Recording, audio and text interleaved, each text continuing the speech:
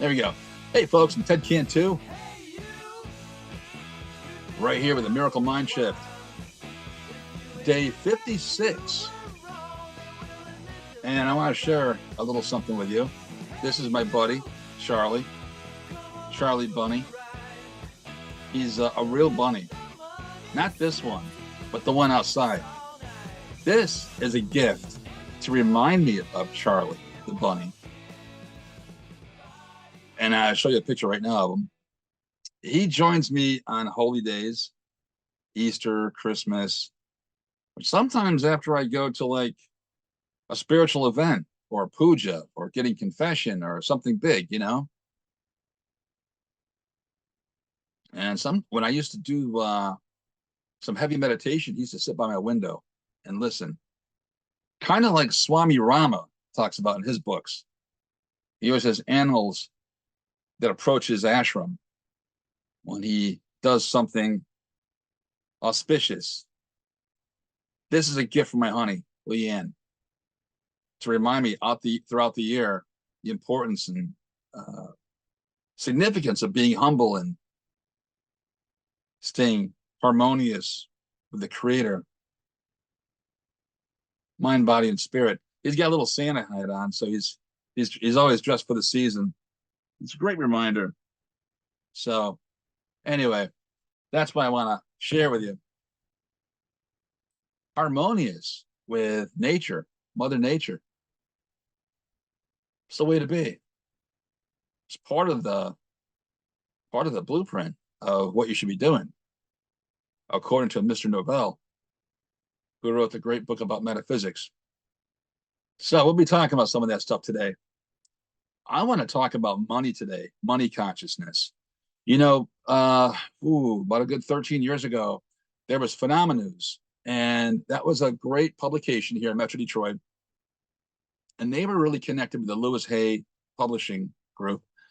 And there were so many great articles in there, everything from Wayne Dyer to Deepak Chopra to all types of articles about consciousness. And they used to have an annual psychic fair, you know, Mind, Body, Spirit Festival every year. You can get a really amazing things there, everything from books to candles to, you know, getting readings and meeting people that deal with energy and Reiki, and wow, just an incredible scene. And they didn't make the transition into online, which is really unfortunate, because I was supposed to be a guest speaker at one of their events about this very topic I'm going to share with you today.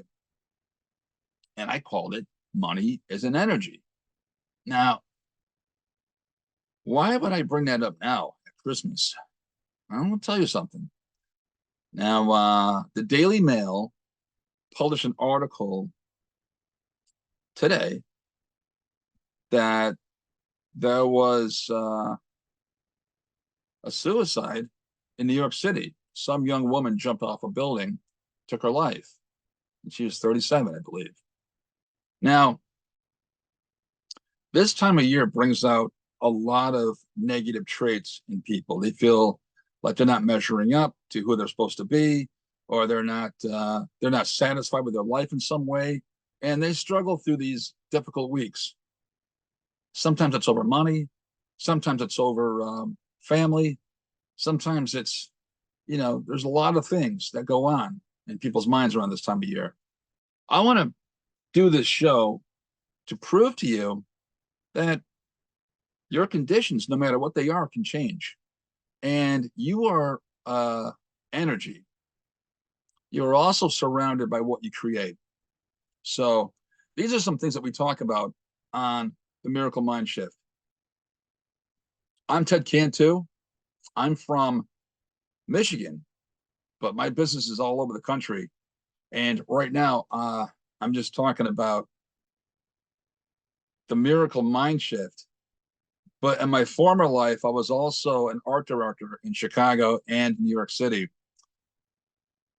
And what does that mean? I worked with websites. I worked with big companies like WWE, Star Wars, Budweiser, Citibank, Coca-Cola, and so forth and so on.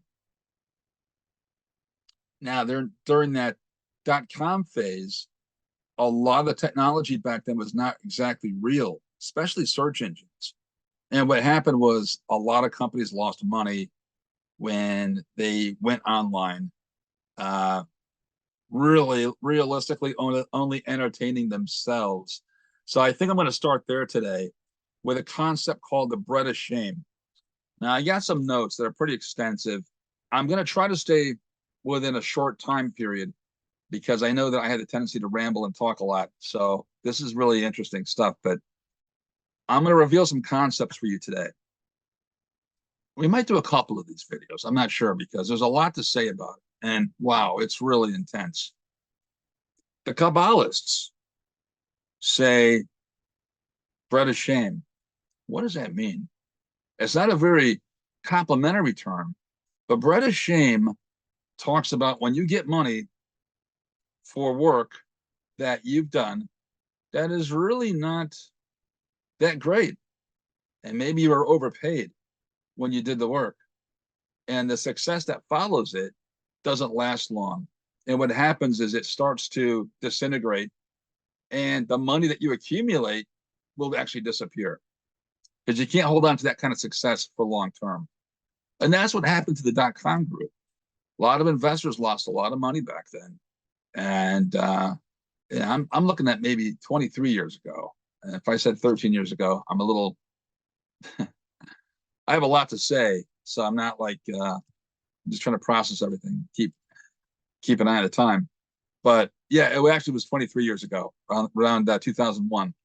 A lot of companies went out of business and a lot of investor dollars went down the drain. Bread of shame definitely applies in that situation. It also happens when you play the lottery and you win a lot of money unexpectedly, and the things that can happen around it, the energy around it, brings out can bring out the worst in people. And you surround yourself with some really not so favorable conditions, and catastrophe can happen. Bread of shame. Wow. It's better to earn the money and to also uplift people around you simultaneously. And that's what makes the success happen. And that's what makes success happen long term. Hmm. I hope you're taking notes today because this is a really interesting concept. So let me just run down really quickly one of the stories I heard about this man who won. I believe he won some sort of a Powerball situation. He got like I think it was like 120 million dollars or something that he acquired, and instantly his siblings attacked him.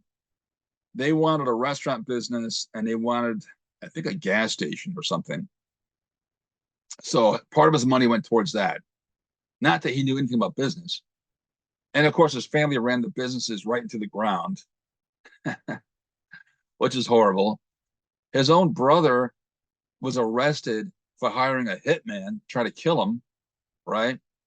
And if this is the same story, I remember he had a daughter that wanted to become a stripper, and she did, and she got involved with drugs, and she OD'd, and she died. I mean, it was like one catastrophe after another. It was like the Book of Job. It was really amazing. Throughout it all, he ended up, I believe he ended up, what did he do? He had some tax problems, obviously, and he ended up losing a lot of his money with attorney fees and other things. And believe it or not, he was actually $1 million in debt. And he ended up saying, I wish this never happened to me. This is a story I heard. So when you get money through ill gain, just know that it's that kind of success is not worth having. And I got stories about the .com groups too, because what used to happen back then was a lot of that money got wasted. And one of the first things at the places that I worked in, I saw firsthand, we had tables of food that we'd fill up with orders from takeout places like Leona's over in Chicago. We had sushi places. We had they liked a lot of Thai food back then, and we just had nonstop tables of food and pizzas and chicken wings and all kinds of stuff. And video game systems were all over the computers. We were all wired in. I got to tell you, that money got wasted. I feel bad when I saw a lot of this stuff happen firsthand. A lot of the .com stuff was the technology wasn't really where it needed to be, and investors jumped in too early, and they lost millions of dollars. And a lot of companies went out of business too. And right around then was 911. So these are events that kind of collided into each other. Right, a shame. So keep in mind about that. Now, I'm going to go on to tell you that money is an energy. And here's the really interesting thing about that is you may or may not know this, but the gold standard compared to the US dollar is a relationship that is severed and no longer exists. Like back in the 30s, you could actually take a dollar, a US dollar, and trade it in for $1 worth of gold at one time. Went the 1800s to about 1932. That stopped being a real thing after a while. And the US dollars just lost money after that. That whole fiasco. I'm trying to think of a nice word. It's not as valuable as it once was. So what really is money? What really is the thing about money? What's the big power behind it? On the dollar bills, it'll say "In God we trust." There's a universal principle around currency, but it is not the equivalent of gold. So there's two different types of money. There is value for the services that you render to your public, and there's also perceived value, which Dan Kennedy talks about in some of his books. And perceived value is value that has a higher perception around it. Say, for example, a lot of VIP services. When you go to a sporting event, you have special rooms that you can watch the games from, whether it be basketball or football or baseball. And you get your own private bar and you get your own private banquet area and that sort of thing. Like Little Caesars Arena in Detroit was a good example. There was also the Palace of Auburn Hills, right? I believe it was Ameriprise had their own suite for a while. They had their own private bartender and that sort of thing. That's perceived value. That's value, but because it's exclusive, people will pay extra for it. That's more of a luxury, property.